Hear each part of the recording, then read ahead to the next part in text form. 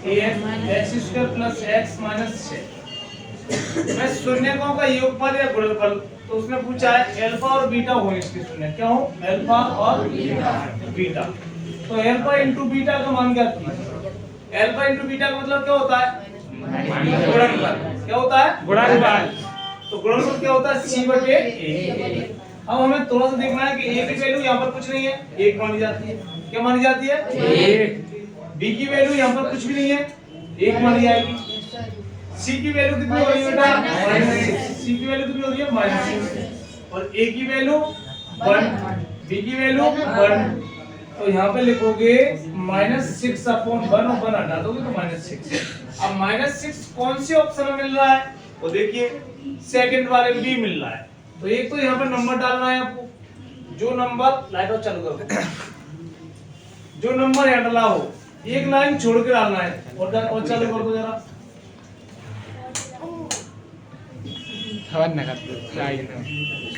और देखो इसमें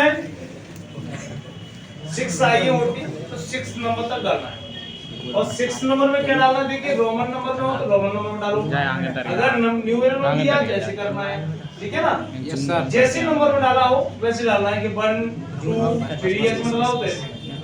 अब हमारा ऑप्शन क्या मिला था? फर्स्ट का बी, तो यहाँ लिखेंगे बी और बी में लिखेंगे -6। दूसरा ऑप्शन है, क्या दिया है हमारे पास? a इंटू बी बराबर दिया है 1000। कितना दिया है? 1000। और LCM a, b equal to दिया है 200। अब बताइए, आपको एक आइडेंटिटी पढ़ी होगी आपने पहले पार्ट में, एक ही सूत्र है केवल, कौन सा?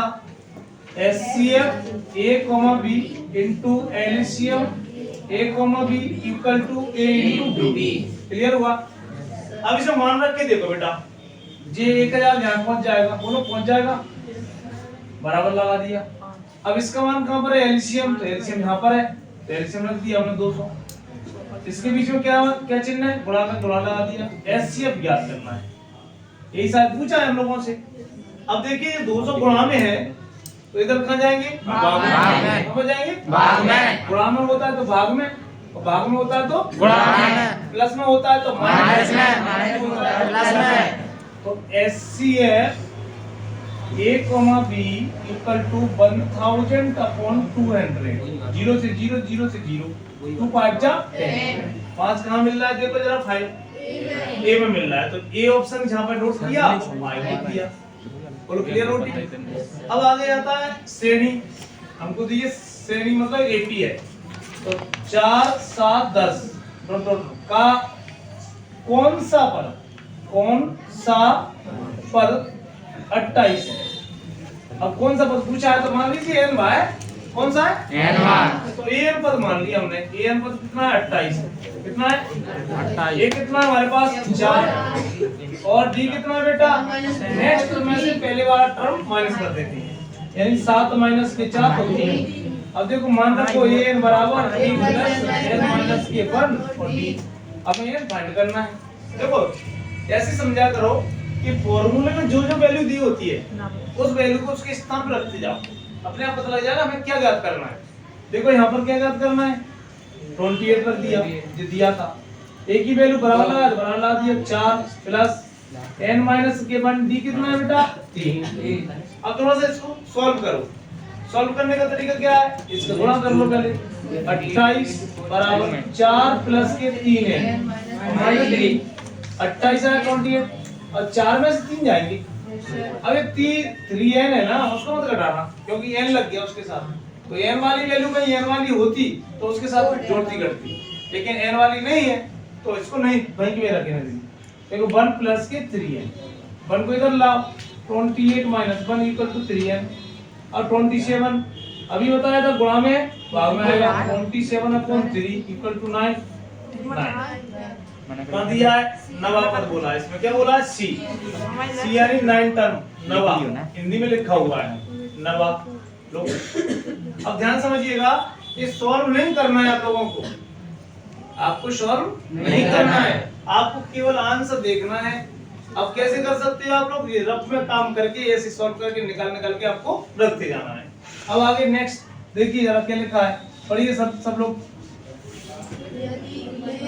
अब देखो बेटा, चेक आएगी कंडीशन A1/A2, B1/B2 और C1/C2। आपको में 3 कंडीशन है, ये 3 पार्ट में 3 ही कंडीशन है और तीनों कंडीशन में से 1000% एक आएगी। ये मेरा दावा है आपसे, अगर नहीं आया तो बता देना मुझे आगे कि देखो एक तो कौन सी थी, A1/A2, A1/A2 not equal B1/B2। अब नॉट इक्वल का तुम डायरेक्ट लगाते हो, ऐसे ही लगाना, आपको क्या लगाना है, बीच में लगाया ऐसे कर दिया। अब जब ये यूनिक सॉल्यूशन होता है, अद्वितीय, कौन सा बेटा, अद्वितीय को क्या बोलते हैं, यूनिक बोलते हैं, यूनिक। और lines are intersect, lines are intersect. अब एक और होता है, फिर एक तो हो गया, दूसरा क्या होता है सर, अगर ये दोनों बराबर हो जाए, तीसरी बराबर नहीं हो तो होगा आपका नो सॉल्यूशन। क्या होगा, नो सॉल्यूशन।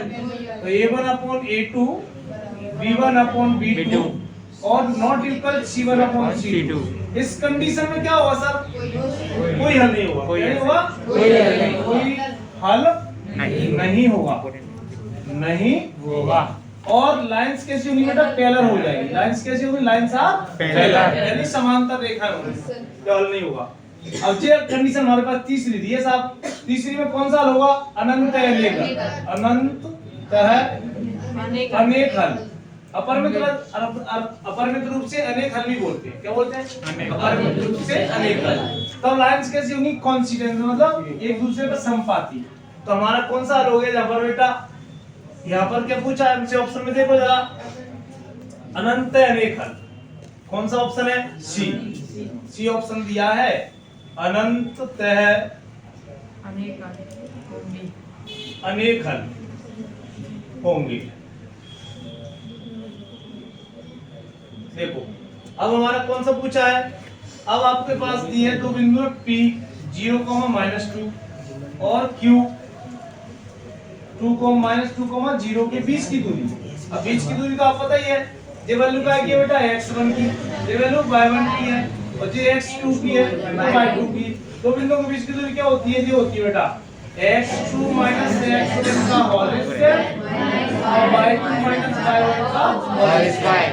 बेटा देखो मान रखो x2 क्या है बेटा, -2, y का है -2 और -2 में से 1 0 घटाएंगे तो 0 से आ गया, प्लस लगाया बीच में, प्लस लगा दिया, y2 की वैल्यू 0। अब ध्यान समझना, यहाँ पर 0 माइनस का है फॉर्मूले का, और जो माइनस का पहले से लगा हुआ है तो +2 का होल स्क्वायर। अच्छा देखो जाएगा 2 का स्क्वायर कितना हो जाएगा 4, और 2 का 40 में सॉर्ट करना है, 40 में डायरेक्ट करना है, अब √8 आ जाएगा। 8 को फैक्टर किए 2 × 2 × 2 और 2 को 2 √2।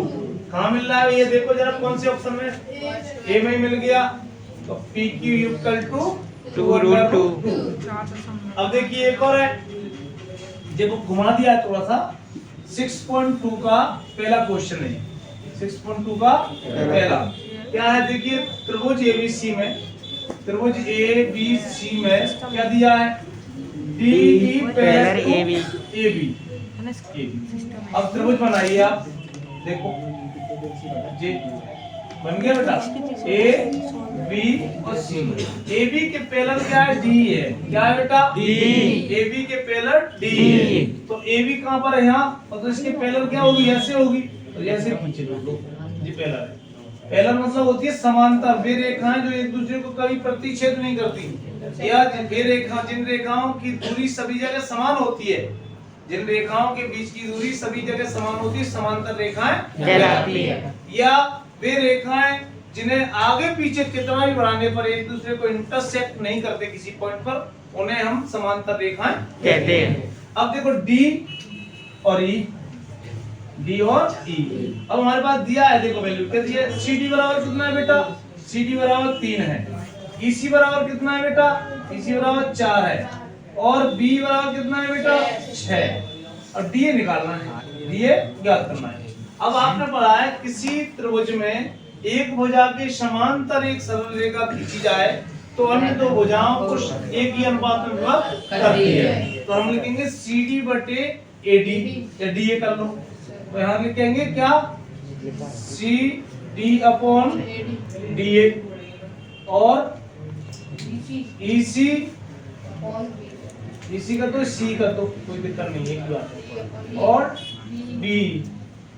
देखो मान रखो इनका बेटा ये कितना 3, ये तो ज्ञात करना है हम लोगों को, ये कितना है बेटा 4 और ये कितना है बेटा 6, इसका मल्टीप्लाई करो, देखो क्रॉस मल्टीप्लाई कर देंगे इसको, 4 इंटू DA इक्वल टू 18 और DA इक्वल टू 18 अपॉन 4, 4 से 4 4 जा 16 और 4 5 जा 20, कहाँ मिल रहा है ये देखो जरा तीसरे में C, तो 4.5 सेंटीमीटर। अब देखो ध्यान रखो JOT हमारी क्लियर हुई, एक पहला प्रश्न, अब पहले प्रश्न को यहाँ पर लॉक कर देंगे, इसको डबल लाइन से खींचना है आपको, तो खींचना है डबल लाइन।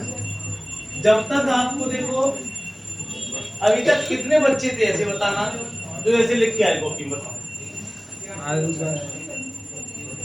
ऐसे कितने बच्चे लिख के आए? बहुत कम। देखो मिस्टेक क्या करते मैं बताता हूँ क्या करते हैं हम लोग, क्या करते हैं ये भी नहीं लिखते, प्रत्येक प्रश्न को लिखेंगे यहाँ पर, इसके बाद जहाँ उत्तर लिखेंगे, ये सारी चीजें नहीं करना है हम लोग, केवल आंसर और आंसर लिखना है इसमें।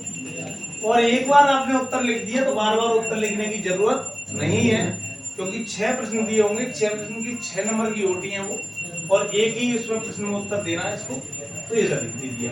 अब आता है हमारा दूसरा रिक्त स्थानों की पूर्ति। रिक्त स्थानों में बेटा ऐसा करना है कि रिक्त स्थानों को पूरा भरिए, जिनको हो सकता है जिनकी स्पीड अच्छी है ना वो पूरा भरिए, तो जिनकी स्पीड को अच्छी नहीं है वो उसके ऑप्शन लिखिए, आंसर। कैसे? जैसे पहला प्रश्न लिखा हुआ है, घात 2 के किसी बहुपद की अधिकतम शून्य हो सकते हैं। 2 जितनी घात होती है उतने ही शून्य होते हैं। 3 घात का 3 और 1 घात वाले का 1। तो प्रश्न क्रमांक देखो यहाँ पर, प्रश्न क्रमांक 2 का उत्तर। अब देखिए यहाँ पर ध्यान रखना, इसको क्या लिखोगे इंग्लिश में, answer of the question number 2, but ध्यान रखना 6 क्वेश्चन से जो 6वां प्रश्न जाएगा वो सॉल्यूशन जाएगा, पूरा एक्सप्लेन करना है आपको, तो उसमें आपको सॉल्यूशन लिखना है, हल लिखना है, हिंदी में क्या लिखना है, हल।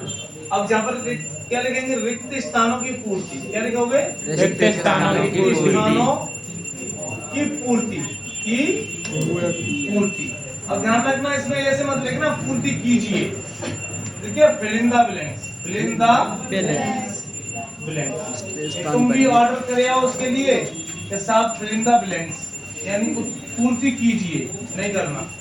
देखो पहला मैं एक भर के दिखा रहा हूँ, फिर ऑप्शन लिखूंगा। पहला ऐसे करना है जैसे 2 घात 2 के किसी बहुपद के अधिकतम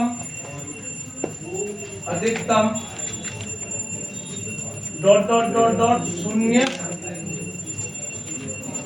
हो सकते हैं।